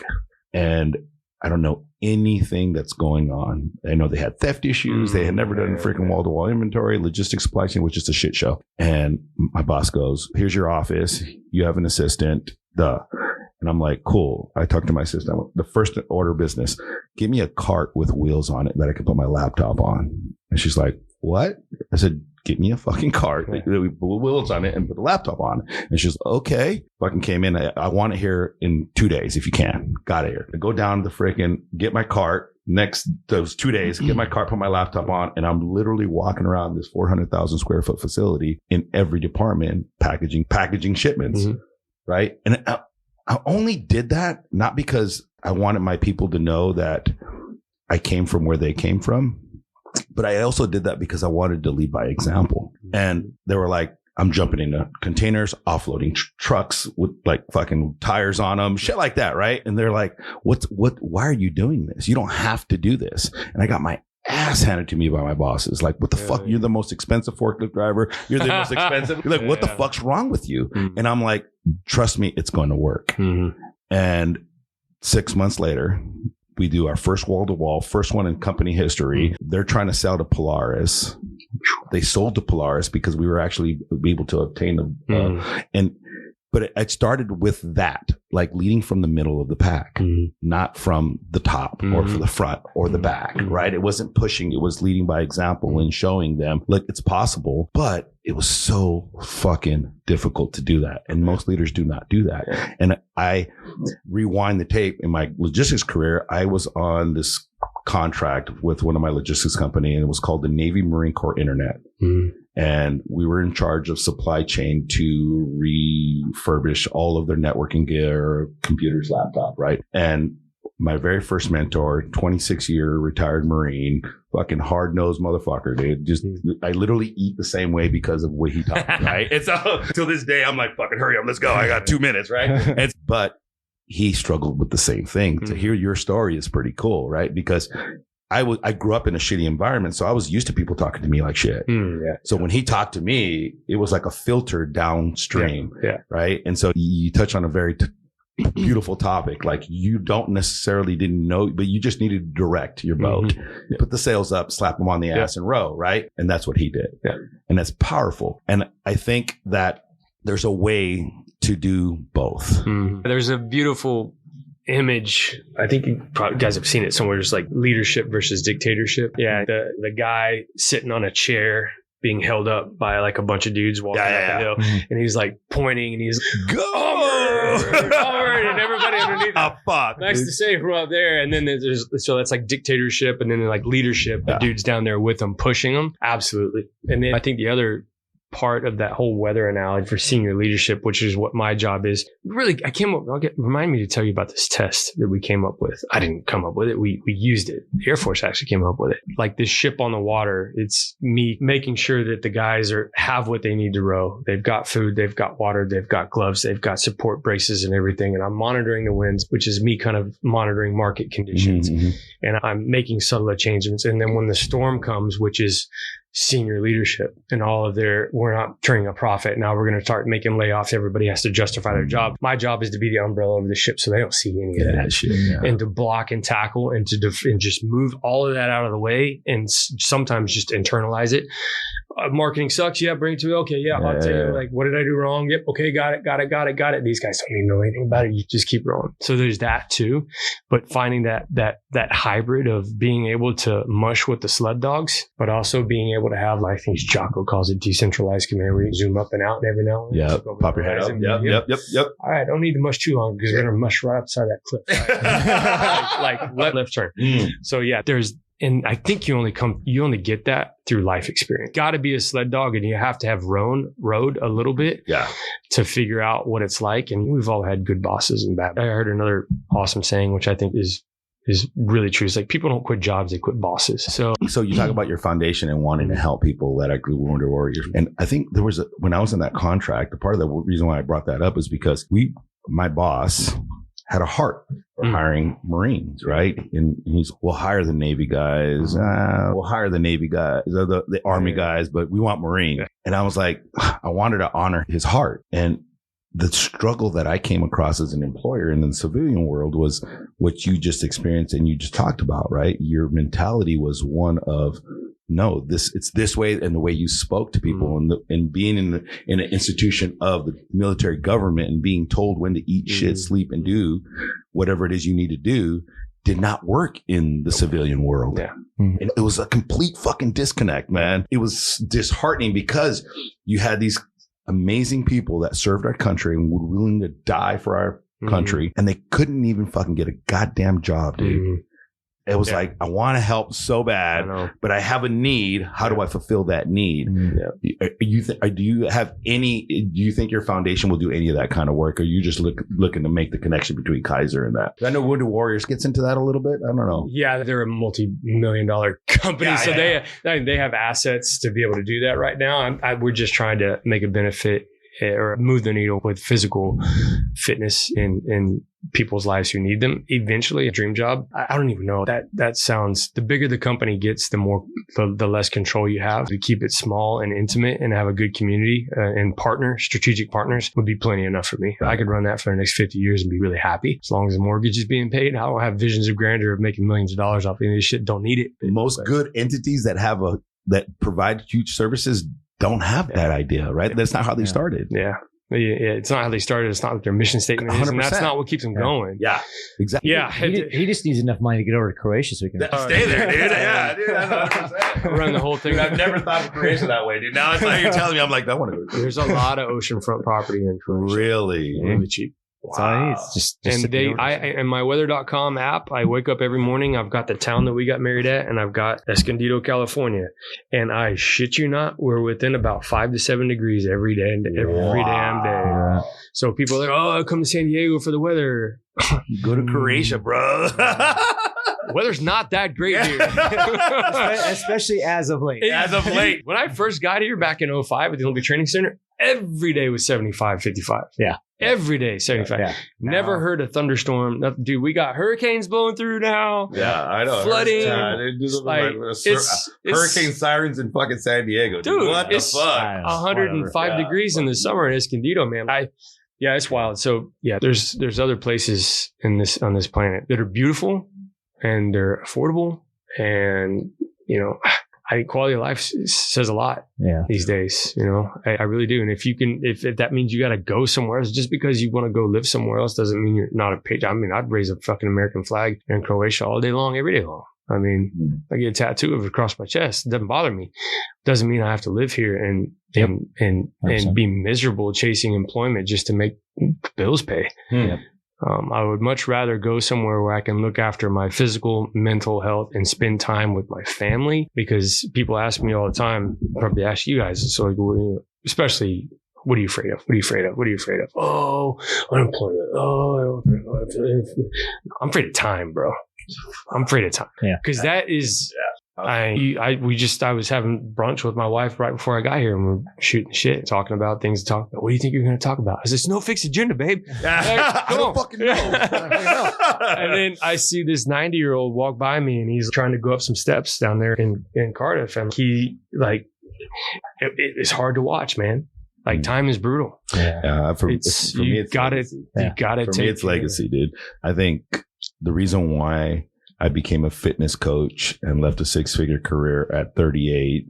And now I'm fucking 46 years old and I'm owning my own gym. Time is a big part of that. Absolutely. But for me, it's like when I die, I think about the day I die, right? And I don't want it to come anytime soon. We're talking about death here, but Omar was known for is the question that I always ask myself. That's huge for me. Brilliant. Absolutely brilliant. And I guarantee you what people are going to talk about when you die is not how much money you made. The measure of a life is measured about how much is given away, not how much is brought in. Yep. And that's exactly it. And so it's like the old adage, nobody's going to fucking bury me with a profitable business. Right? All you're going to do, you're going to bust your ass. Like the people who do that, it is what it is. They bust their ass, get up the corporate chain. This is the old school American dream. The bigger job to get the bigger house, the bigger car. Yeah. You continue to do that. You keep climbing the chain. You get old and sick. You teach your kids how to do it, and then you die, and then you're left with a bunch of shit for people to fight over. Yep. And what did you do with? And so I think time. When you say time, for me, that's very powerful in my opinion. But for me, it's like My wife, Suzette, tells me this all the time. She's like, she goes, you're not allowed to die first. She's telling me. She goes like, why? I go, what the fuck? Yeah. She goes, nobody's going to care when I die. Like, she goes, you can cremate me and put me like in an urn. Yeah. She's do this one thing. She has like a couple wishes for me. She goes, but nobody will know except for my kids and you. And she goes, when you die, she says, I have a feeling that there's going to be thousands of people there and I'm going to have to answer everybody's questions. It warms my heart because that's what I want. It's not that I want a huge like funeral and people. No, I want people to think I left a mark and I planted enough seeds to the people around me. And I've added enough value. Purpose why we started this podcast, right? To have deep conversations like this, valued conversations where maybe somebody will take something out of it. And Jeff and I and yourself might, like what we're about. And hopefully we help people through it. Yeah. I think that's the brilliant part about having conversations. Like because anybody was listening to that, I don't know how long we've been going, but what you could take away from my story is all the mistakes that I made. Oh. And if you can not do those, you might, you might have a pretty successful life. You might be better off. Like resume be damned. Like like when I get up in the morning and get out of bed and stand up, I don't look at my resume in the mirror. Yeah. I look at me and I'm like, fuck, I'm hurting. Yeah. I'm like reeling back on 25 years of carnage to my body. Everything that I chose to do, whether it was in athletics or in the military, had a cost. And at the time that I was choosing to make that purchase on my body, I did not foresee the cost that was going to be on the backside of that. There's no solutions. There's only trade-offs. And I would hope that if someone listens to this, whether they're aspiring to be an Olympic athlete, just sit down with yourself, put your phone away, close your eyes and figure out why. What is it about being an Olympian that is it because you want people to think you're cool? If that's it, then you probably should do a little bit more soul searching. Why is it that you want to be in the military? Is you have this deep seated part of you that has to have this service thing checked or you can't get on with your life? If so, go fucking serve. Why do you want to be a special operator? Is it an ego thing? Is it because you want people to think that you're fucking cool? You need to check yourself because there's a million different ways to serve. And there is a cost associated with that community. It may look good on paper, but there's a cost. And you need to be well aware of that cost before you make that purchase. And I think if people can listen to this podcast and make educated decisions based on listening to people that have made decisions that were uninformed and ill-advised and that they have repercussions, I would like, if I could go back and do it all over again, I'd do everything all over again because it's brought me to who I am today. I wouldn't undo any of it. Right. But damn, if I had known. The rearview mirror is a fucking I had known. Mr. View, right? Maybe it would have made some slight adjustments. Yeah. That's powerful, dude. That is a great way to. That's a great way to. That's a great way to wrap that up, dude. For sure. I know, Mike, we're really tight on your schedule and stuff, so I appreciate you spending this time with us and everything you brought to the conversation. And thank you for the service and everything that you've done over your career for us. And it's awesome. So yeah, all I can say is thank you. Yeah. And I'm so excited that I reached out to you to get you to come in. And we can make it work because I'm glad you did. I've been sitting, like I said, 4 years since my last podcast, and I've done a lot of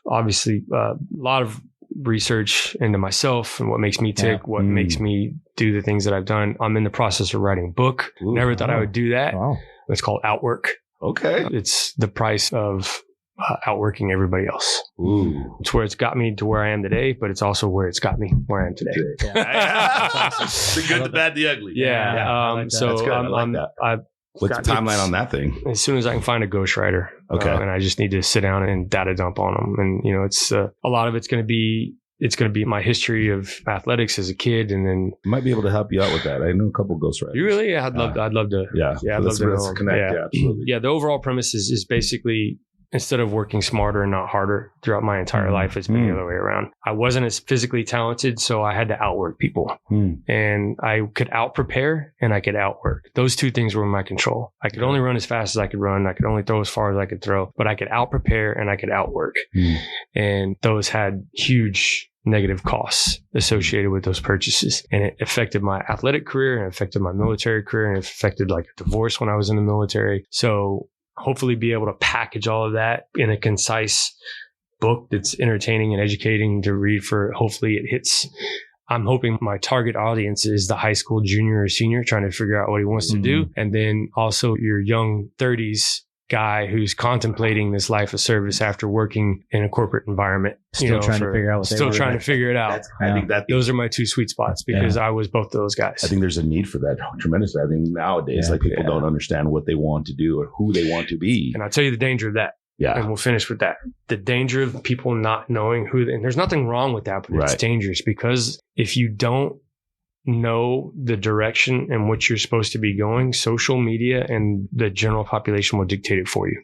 And the current, I don't want to say generation, current society will lure you and tempt you and make it sound awesome to the verge of self-destruction. Yep. It will drag you in and say all of these things you need to do. And they will lure you to the verge of self-destruction. And the moment you self-destruct, they'll ridicule you for it. Preach on that. It's one of the major questions that I ask my clients, especially ones that are trying to lose weight, right? It's like, what's fitness to you? I don't know. What do you want to do for a living? I have no, they're doing this job that they really don't know what they want to do.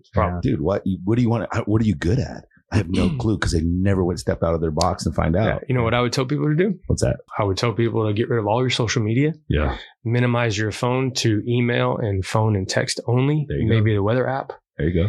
And start to look inward. Because the second you look outward, you're going to get ideas and influence from people that are not organic to your soul, to your spirit, and what makes you. And you will be tempted to do something that has the lure of a end product that maybe not something that you think is actually there. Like in the special operations community, you see a bunch of 18-year-old guys want to go into the military. I want to go in the military. Why do you want to be a special operator? We had to answer this question when I was in the pipeline. Why do you want to be a combat controller? I want to drop bombs on the fucking enemy. Really? Yeah.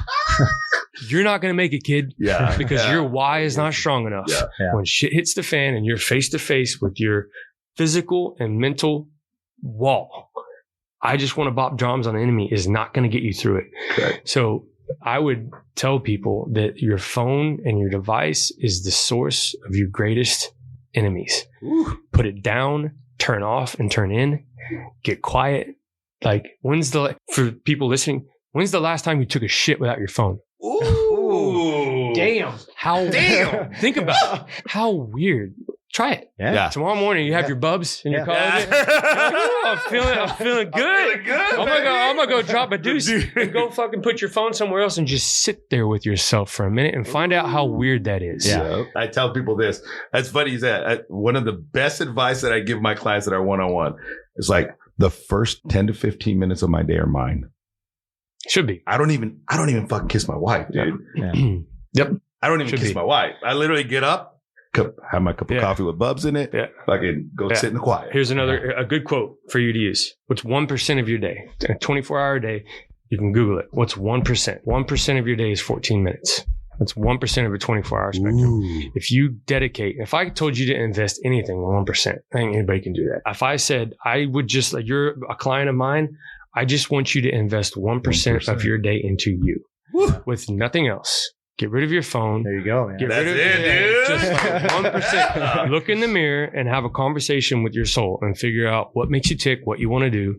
Yeah. Social media be damned. Employment be damned. What do you want to do? And what do you want to get out of this life? And when you're buried, long and gone, what do you want people to say about you? Woo. Give yourself 14 minutes a day and watch the shift.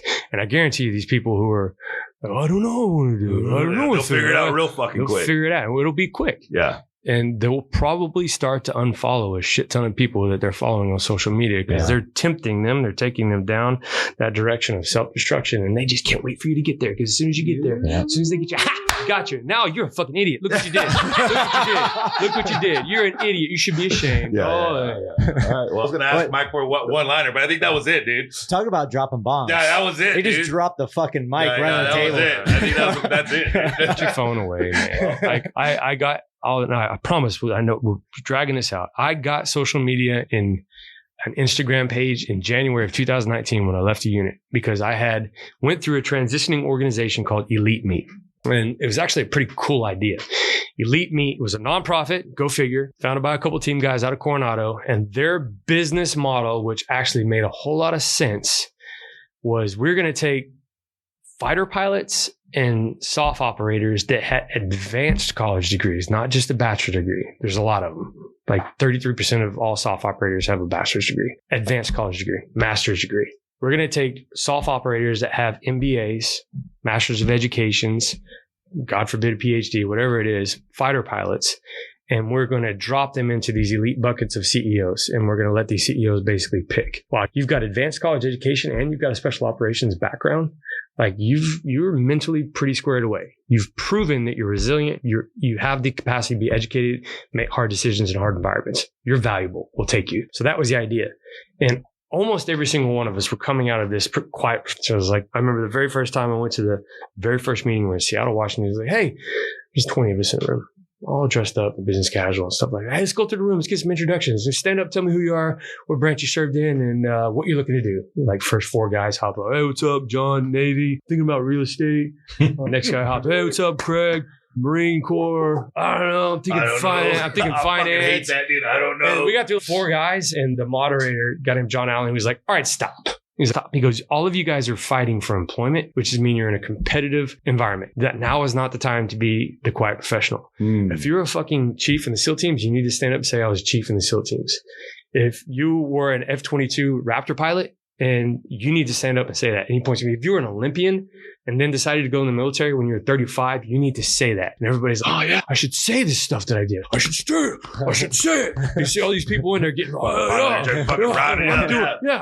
am something. Like a fucking football locker room. You're like beating this quiet professional mentality out of them. And the people like coming up, you got an incredible story. I don't know anybody that's done what you've done. I know one person that's done what I've done. His name's Larson Jensen. He was on the 2018 with me. He went to the Navy. He did SEALs for 4 years and got out. And now he's in Silicon Valley as a consultant. Make God knows how much money. Probably miserable. But you got to sell your story. You got to monetize your story. And so I created social media in 2019 and started putting up all these cool guy pics. And dude, it just did not sit well with me. And I hated it. And I got some pushback from some guys in my community. Like, dude, what are you doing? What are you doing? I'm like, I'm just fucking good. Everybody wants cool guy pics. So here's a pic with me and my nods and my kid. And I was like, dude, that's not what we do. That's not what we do. Oh, you can't tell me you're just jealous. You're just jealous. And I fought with it for a year. And I just decided this whole social media, it's a comparison contrast. Not contrast, it's a comparison competition. Like I was erroneously trying to portray myself as someone that wasn't authentic to me. And I just decided, I was like, look, man, I check Instagram when I take a shit in the morning and that's it. Like even the fact of putting our wedding pictures up on the internet, I was like, Leah, why do you want to do this? Do you really need affirmation from some fucking strangers that our wedding was beautiful? I was there. You were there. I don't need anybody to tell me it looked cool. I don't need likes and people, oh, it's so beautiful. I don't need that. And she was like, because I want to share my story with my friends. And I was like, okay. That's different. That makes a little bit of sense. Dude, that's fucking true because when we interviewed an influencer here, right? Dude, I wouldn't have been able to sit in the same room. Well, but it was different, right? But she is a fitness influencer that's done really well for herself. I would say more coach than influencer. 100%. But that's how she started, and she has really said, I'm not into the influencer me neither deal thing. It drives me crazy. That's the direction of the individual, the younger generation this time, or even the older generation at this time. Like, I just don't get it. For me, I have a hard time. A lot of my business in the fitness industry, unfortunately, is on fucking social media, right? And in order for me to have a flourishing business or even have a sales pipeline, I have to fucking do shit. It's a means to an end. I'm like you. I fucking hate it to the point where I'm paying somebody to fucking do it for me, right? And I cannot fucking handle it. I'm in marketing. Yeah, like my very best friend, she's a very good friend of mine, and she's the one that we interviewed, right? And she's social media is not your thing, Omar. You fucking hate it. And I said, absolutely. And she loves it. But she also, even now, she's more of a coach, right? But now she's put a different spin on it. And I've known her for 8 years now, right? And so in the 8 years, it was very true what you're saying. And we went through a lot of things as a friendship and going, dude, she's like, this person said this and this person said that. And this person, it's very validating, very comparison, and for me, I go into social media now, I literally check my DMs. Like, I DM'd you. Okay, I'll get back to you. Right? And like, give me How a fucking dare minute. you How wait dare 2 you? days to respond to my message? Even text messages, I'm like, fuck, dude. You know how many messages I got? 100%. I'm wasting time of my day having a conversation with a 16-year-old fucking in Germany. I don't even know this kid. What am I doing? But unfortunately, that is what is growing fucking businesses, dude. And it's fucking sad, but it's true. And it's a double-edged sword. And I think you're absolutely right. Be able to turn social media off and unplug it. I literally delete all my cash apps and to the point where I can't log into my thing for a little while just to decharge, right? Or recharge. But all that to say is, yes, social media is that. And if you don't like it, you got to pay somebody to fucking do it, right? But I also think there's a shift going on in social media, in my opinion. I think people are realizing that a lot of these influencers are full of shit. I just had this conversation with Sean. And so I think if you are becoming more real and human, like I've always spoken from the heart on social media. Right. And I never got to the point where, oh, you need to fucking do this. You need to do that. And like, dude, I fucking gained weight. I opened up a business. I gained weight. I fucking struggled with my mom's fucking death and all this shit. Right. And I'm very transparent. I'm very who I am. Like if you met me in person, you're going to meet the same fucking person that's on social media page, period. Right. And so I know a lot of influencers that are not that. And I think that's the burn that you're talking about. Right. And I think if we had more people that are real on social media and speak fucking fact and who they are and not think about what their audience is going to think of them or if they're going to. That's the problem is everybody wants to show off that their life is so fucking good. Right. And if something goes like this, my problem with it is when something goes really bad and they put it on social media and it's like, what you're doing is you're trying to get that validation of, yes, I'm having a bad day. This is happening. Like I want people to like console me. It's, and that stuff drives me crazy. I think it absolutely is. And I think you get to a point where just speak reality of what it is. You don't need to put all your fucking information and details and what, like I fucking had a hard shit today, right? Come on. What's your fucking purpose with your social media account? What is it, right? If your purpose is to fucking help people and be of service, well, fucking post that. Period. You don't even. I don't even talk about the conversation that I had with my wife this morning. I don't even fucking be like none of that shit, dude. It's just fucking what it is. I want to serve and help people through fitness. That is my purpose in life. This is what I will talk about, and I will only talk about that. So if you follow somebody, like I looked at your social media page, and I did see a lot of the Olympics and stuff, and your wedding and all that stuff, and it was very authentic. Same thing with all the people we interviewed, right? And so it's like it's you're right. Take social media with a grain of salt, really unfollow the people that are full of shit and that are demonizing certain things and just fucking do your thing. Don't let it define who you are. Period. My mic drop is done. Take a shit without your phone. There you go. Yeah, baby. You heard it here first on No Fixed Agenda. Thank you, Mike. Appreciate your time, man. That was awesome, man. This has been an international podcast transmission of No Fixed Agenda presented by BUBS Naturals. You can rate, review, and subscribe to our podcast on Apple, Amazon, Spotify, or wherever you find your favorite podcast episodes. NFA, over and out.